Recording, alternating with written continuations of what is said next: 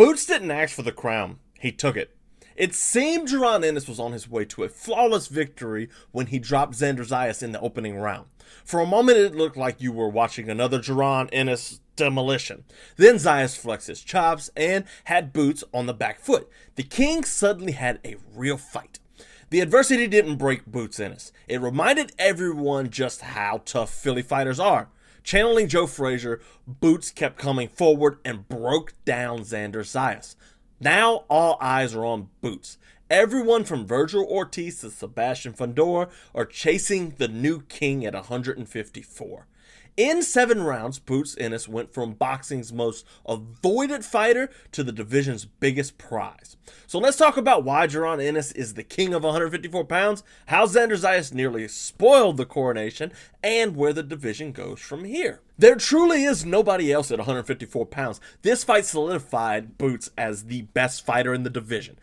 There is that demolition of Xander Zayas, despite him getting hurt, that demolition of Xander Zayas was telling. It should send shivers down the spine of anybody, including the ever dangerous Vergil Ortiz. Yes, Boots dominated. I mean, this fight was one of those instant classics just because of the heart of Xander Zayas. Yeah, I'll give him that. But man, this was kind of this kind of fight was like what Boots is made of. I'm not gonna lie to you guys. I've doubted Jaron Ennis for a long time. I've worried about the level of competition that he's had, but watching this fight truly made me appreciate what Jaron Ennis brings to the table. It showed just how good of a boxer he is, because Xander Zayas is not a bad fighter. Xander Zayas is a slick and tough fighter, and he showed just how tough his heart was. But man, this was kind of like just the king-making event. And Ennis reminds me of Mike Tyson. Now, before you start freaking out, he's not Mike. What are you talking about, bro? Mike Tyson was a Terminator. Dude, calm down. Hold on. Listen. Hear me out. He reminds me of Tyson in the fact that he just loves to go in and fight and destroy and dominate his opponents. That's what he's here for. That's what he likes to do. It just sucks that Xander Zayas was in the way of that. Boots Ennis is the best fighter at 154 pounds. There is nothing there for anybody else. It was really telling the type of performance he put on, especially after getting hurt. And he was hurt. He was on the back foot in that 3rd round. That 3rd round is some of the best boxing you'll ever see. And Boots comes back. What? Let's talk about the techers of it, because Jaron Ennis has so many things he does well. He has so many things he does that makes him a fun fighter to watch. The shoulder roll, the stance switching, the offensive onslaughts. But some of the things that stood out to me was just how comfortable he was in the pocket with a slick boxer like Xander Zayas. There was moments in the fight where he's shoulder roll and he stays in the pocket. He does not exit to the rear. It reminds me of Bivol and how Bivol's okay in the pocket too. Bivol will stand out in the pocket, move his head, and dip under punch, do what he has to do, come in and out, and he's fine there. Benavidez is the same way. That's how Boots is. Shakur Stevenson's last performance, that's how he was. Fighters that thrive in the pocket often produce the most exciting fights. Mike Tyson, when Ali was in the pocket with George Foreman, that's the most exciting moments. It's can't hit me. That makes it fun. There was moments where Boots was pushing forward, especially early on in the fight, just landing to the body and coming up top. He has a really good rear uppercut to left straight, or not even left straight. He uses the lead left, so he got the right rear uppercut. He on the torsion of his body, he comes back through like that. So he has really good different combination type punches. He'll pivot out an uppercut with his lead hand all the time. I think my favorite combo of the fight was that second knockdown though, where Xander Zayas, they're both in I think orthodox, and Xander Zayas throws a left hook, and Boots kind of just pivots out the way, and boom, big uppercut right underneath the left hook, putting Zayas down on the ground. Just a magnificent show of heart from Jaron Ennis. A magnificent show of skills. Heart goes to Xander Zayas. 23 years old. This guy was carrying Puerto Rico on the back. Did you hear the crowd going crazy for him in the Barclays Arena? Xander Zayas is a star. Not necessarily a superstar. Like, Boots is on his way to being a superstar now. But Xander Zayas, man, that guy's good. He's probably going up to 168 next. And you put him and Janibek together. If Janibek can get off of his drug suspension, like, or Lara, or like, who else is over at 160? Because you've got Lara, you've got a bunch of people there. Janibek, Adames, like, there's some good fighters there. He brings a fun fight out of him. And if we get the Xander Zayas that we saw, the resilient and tough one, and not one that's like shell-shocked from fighting Boots Ennis, he's going to be tough there.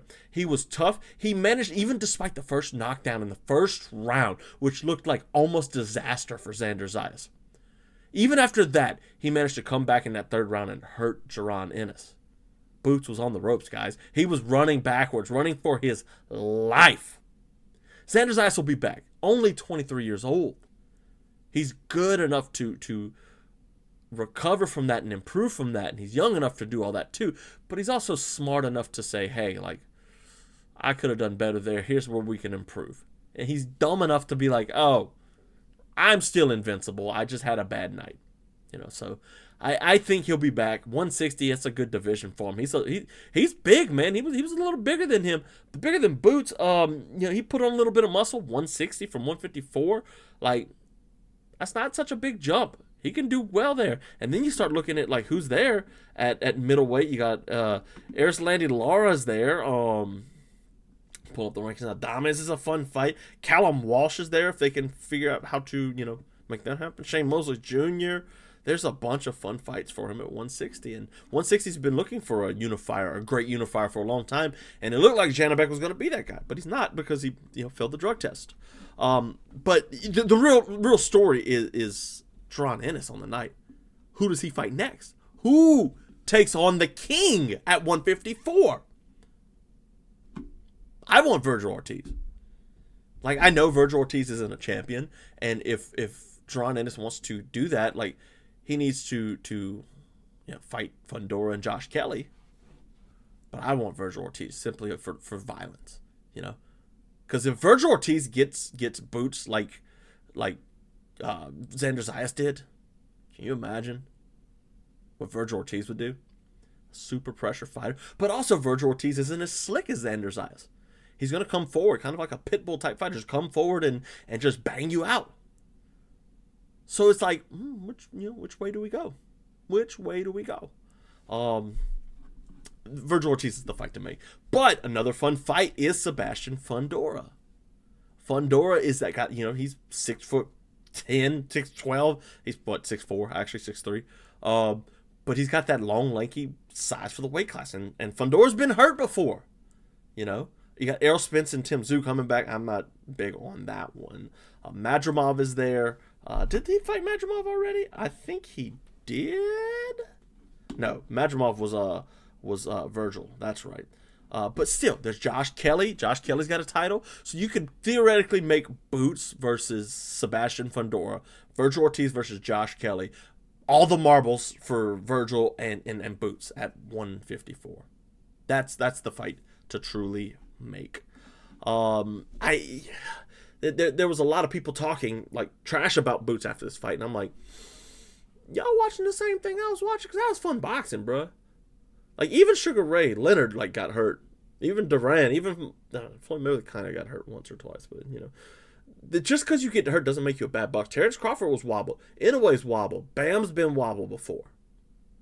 There's been fighters out there that, like, they're great, but they just kind of get chinned a little bit every now and then. And that might be Ennis' thing. But going into the future, man, I think, I doubted the resume of Boots because of, the Sergey Lipinets, the Avanesian, the Chikazian, Stanionis, none of those fighters were great, Like, it was like, okay, I get it, but, like, none of those fights were like, oh, this guy is legit. This Xander Zayas win, I have nothing else to say but this fight. This guy is legit. Boots Ennis is the future of boxing. Thanks for watching, guys. Look, like, subscribe, all that stuff. boxing every week. This is what we do on this channel. We talk about boxing, and it's a no crap with it. I come with the real talk. I give you my takes and comments. You let me know what you think about it in the comments. If you think I'm wrong, you think I'm off, tell me. But I'm not wrong. You know it. Playlist right here. This is where we put all of our videos. Yeah, check it out. Thanks, guys. Later.